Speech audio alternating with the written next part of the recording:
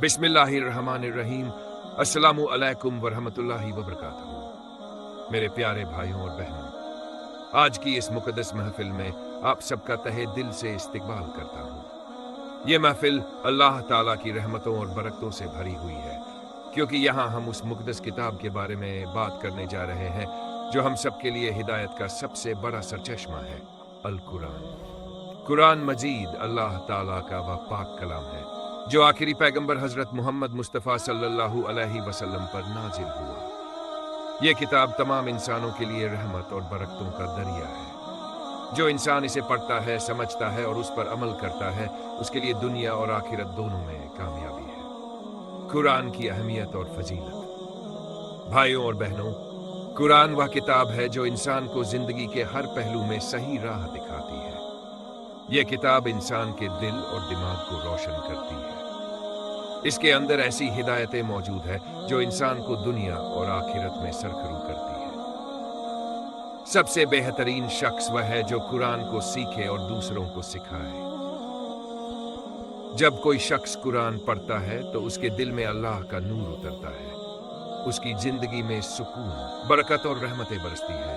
फरिश्ते उसकी हिफाजत के लिए मुकर्रर कर दिए जाते हैं। कुरान की तिलावत के फायदे। रहमत और मगफिरत। कुरान पढ़ने वाले पर अल्लाह ताला की रहमतें नाजिल होती हैं। दिल का सुकून। कुरान की तिलावत करने से दिल को सुकून मिलता है। नेकियों का इजाफा। हर हरफ पढ़ने पर नेकियां लिखी जाती हैं। रूहानी ताजगी।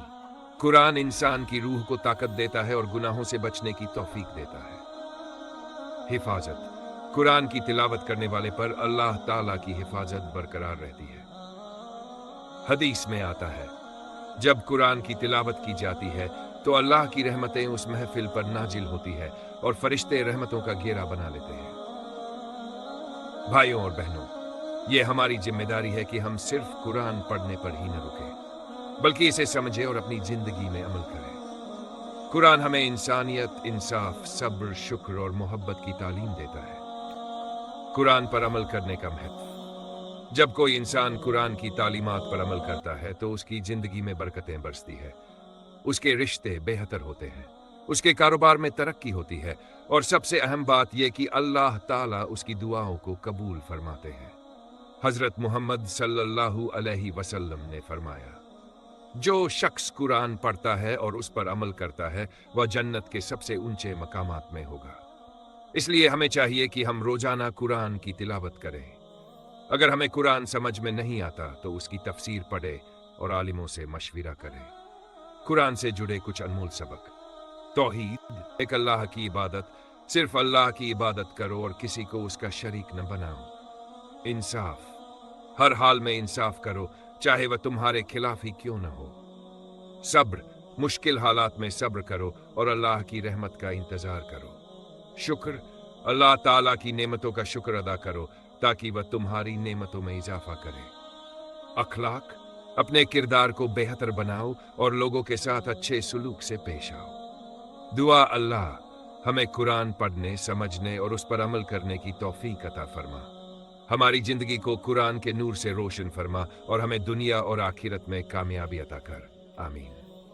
भाइयों और बहनों, ये हमारा फर्ज है कि हम अपनी जिंदगी को कुरान के मुताबिक डालें। अगर हम ऐसा करेंगे तो यकीनन हमारी जिंदगी में बरकतें बरसेंगी और आखिरत में हमें जन्नत नसीब होगी। आखिरी पैगाम, कुरान को पढ़ो, समझो और उस पर अमल करो। यही तुम्हारी दुनिया और आखिरत की कामयाबी का रास्ता है। जाकल्लाहु खैर।